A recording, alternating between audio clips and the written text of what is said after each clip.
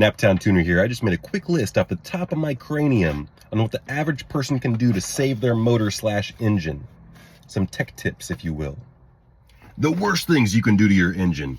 Obviously, the first topic of discussion is the oil. You cannot run it low on oil. You have to be checking your dipstick, and if it's got electronic measurement, you got to make sure it's not malfunctioning. Oil change intervals. You can't be running forever on the same oil. You got to change your oil. Also, the time interval. If you're storing your car outside and there's temperature fluctuations, respect the time interval. Oil change viscosity. If you don't know what you're doing, just stick with what the manufacturer says. Don't be putting special formulas in there, okay? You're not a chemist. Also, don't be switching from conventional to blend to synthetic and whatever the car says it needs to take. That's a completely different topic. I got lots of opinions on that, but I'm a firm believer in synthetic personally. Cheap filters. Don't run cheap filters. If you got a cartridge filter, make sure that the little center part is in good shape and it doesn't fall out. And some idiot, if you get changed at a shop or something, they can throw it away and they can put the cartridge filter back in without that center part. You can have oil pressure issues. And yeah, don't do that. Also, double gasketing screw-on filters. Don't do that. How you operate your engine. If somebody gave me a car and said, hey, try to blow this motor up, I would put it in manual mode if it was automatic, and I would run it up all the way to the highest RPM and keep it there until I switched the next gear and just kept it at full throttle. Don't be running your engine in high RPM. Don't be banging it off the limiter. Don't be punching the throttle. Don't be chopping the throttle. It's bad on motors. Buyer beware on manual transmission stick shift cars. It's a lot easier to hurt the motor because you can put it in too low of a gear and over rev the engine if the car's rolling too fast. You can also put it in too high of a gear and lug the motor. I guess it might be possible in some automatic cars to do things like that. Tell me in the comments if you know. Cold starts. You don't want to start a car in really cold temperatures and then run it up to a hot temperature real fast.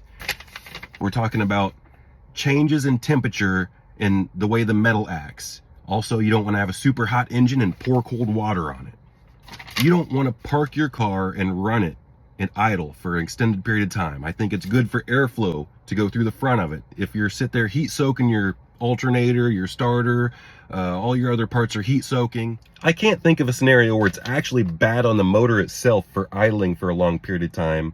But if you're not monitoring the vehicle, sitting inside of it, paying attention to the temperature, you could have a coolant leak and it could overheat. And that brings me to the next topic, coolant.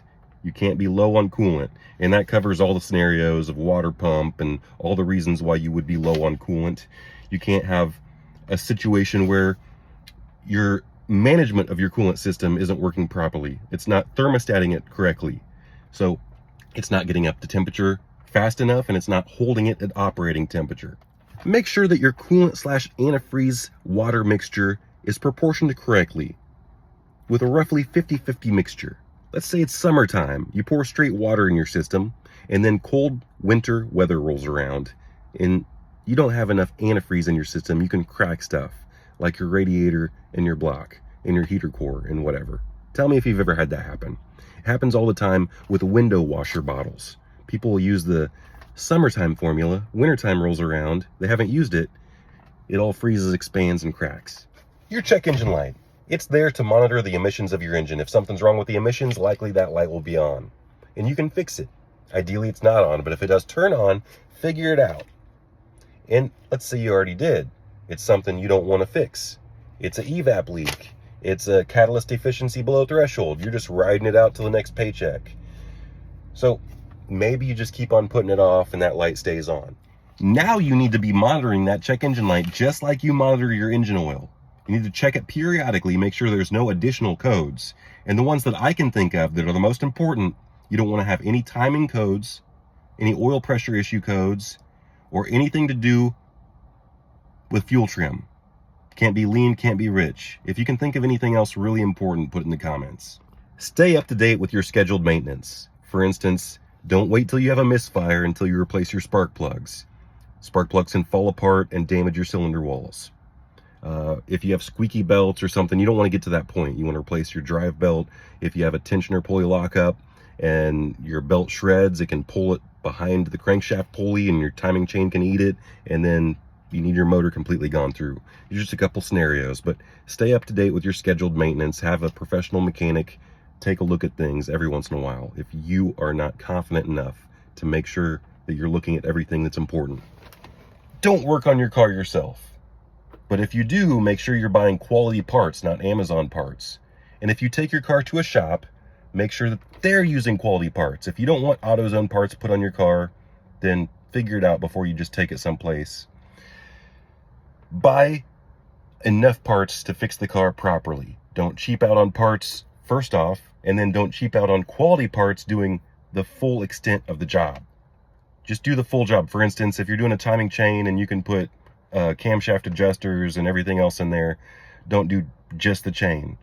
You got to do the tensioners and the idlers and all that. Whatever the job is, I suggest everybody just do it depends on the miles, depends on a lot of different scenarios. Do not drive through high water.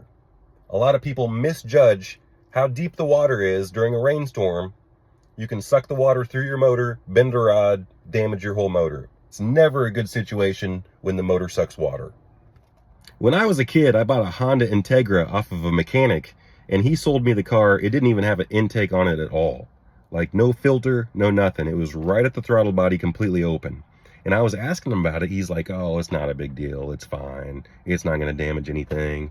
And I didn't like that, so I did put a cone filter on it. But I personally like factory air filter boxes. If you want to do something, put a drop-in performance air filter in the factory box. Fuel. If you got a diesel motor, put diesel in it. If you got a gas motor, put gasoline in it. If you don't have a flex fuel vehicle, do not put flex fuel in it. If you got something that wants premium, it's suggested that you put premium in it. Now, I got something that's suggested to put premium in it, but I always put 87 in it. That's a topic for debate for another video that I've discussed a few times, but I'm sure I missed a couple things. Tell me what you came up with in the comments. Like and subscribe.